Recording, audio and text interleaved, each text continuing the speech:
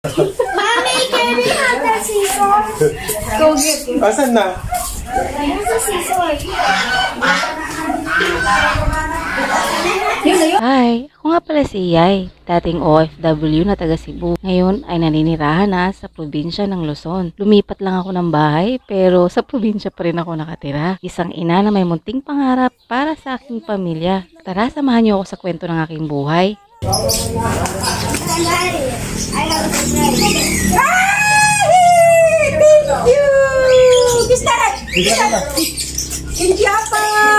Magandang araw mga ka-blessings! Bali paggising nga po natin sa umaga, nakaset up na po yung venue na gaganapan ng party. Pero hinatid muna natin sa Bulinggit at may klase pa naman po siya. Pero after na school ni Bulinggit, bumili muna kami ng mga cake na gagamitin sa pablo natin mamaya. Bali yung mga kaibigan po pala ni Tita ang gumawa ng setup na to. Kaso medyo nakulangan lang tayo ng konti kaya bumili tayo ng mga abor-loloy na magagamitin sa pang-party. Kaya ito, sinisimulan na natin dagdagan yung decorations po. Bali yung mga decorations po na dinadagdag natin, nabili na rin po natin sa Chinese store. Medyo nahirapan nga lang po tayo ng very light dito at naiipit po yung tabako.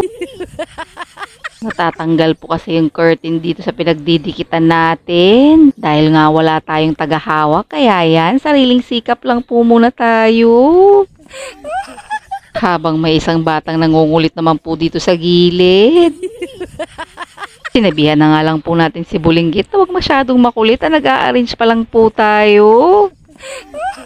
Dahil hindi na nga po kinaya ng puwersa natin, nagpatulong na po tayo kay Daddy. Sinunod na nga po namin tong happy birthday sign. Kailangan kasi may tagahawak ka po talaga dito. Paano mo mapabalance kung wala? After naman po namin ito makabit, ito naman po mga pamphlet ang ginawa namin. Same procedure lang po ginawa natin dito. Ididikit lang po natin to. Buti na lang talaga may mga do-it-yourself na talaga nabibili kung saan-saan ngayon. Palalo na kung may pagbe-birthday sa inyo. Kailangan lang po kasi talaga mapantay natin yung letra at may sentro natin, kung hindi tatabingi po ito. At medyo nagpuputukan na nga po pala yung ibang lobo at dahil ginawa naman po ito kagabi pa lang po. Bali yung mga friend nga po pala ni Tita Joanne ang gumawa po nito. Nung dumating po sila sa bahay, dala-dala na po nila yung mga kagamitan po nila. Kaya maraming salamat po sa mga friend ni Tita na naglaan ng oras para gawin po ito. Tapos naman po ito naman pong mga hanging decors ang ilalagay po natin. Dahil hindi naman po tayo katangkaran, kaya gumamit na naman po tayo ng human stair, kundi si Daddy.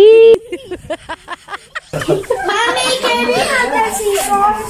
Go get it. Asan na? Where's the scissors?